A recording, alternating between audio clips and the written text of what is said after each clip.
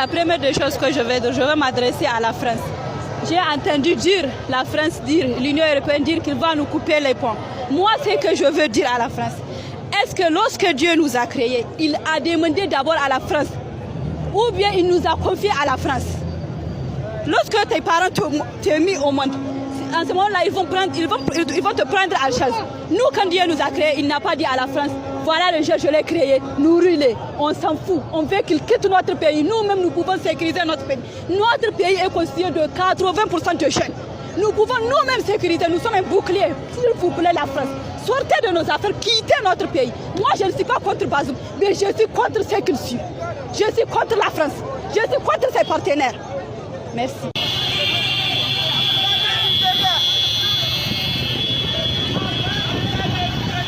Donc avant de répondre à votre question, permettez-moi d'abord d'amener mon message de soutien indéfectible à nos militaires qui nous ont sauvés de ces mains de ces vampires.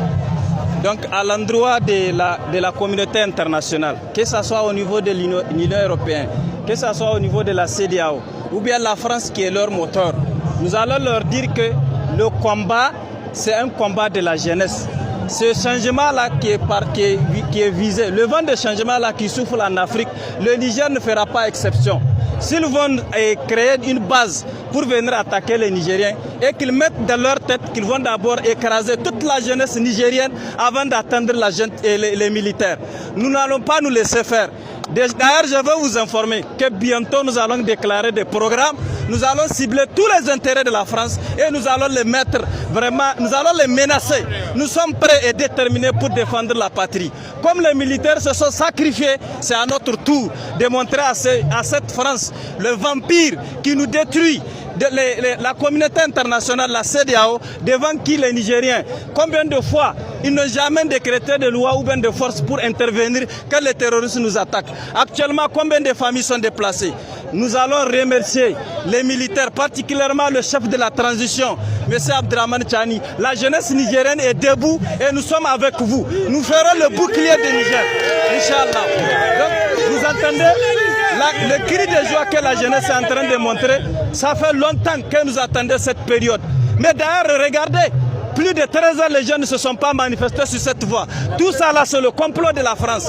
Et nous allons leur dire, et leurs partenaires qui sont au Niger, ou bien leur vie, ou bien nous.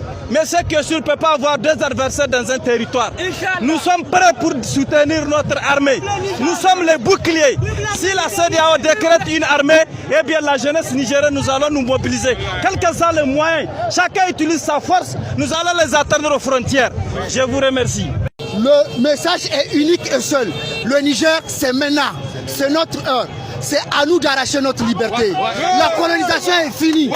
Il est grand temps qu'on se réveille, qu'on parle, qu'on s'unisse et qu'on... Il n'y a pas de Hausa, il n'y a pas de Jarma, il n'y a pas de Boultoubou, Beriberi. C'est le Niger.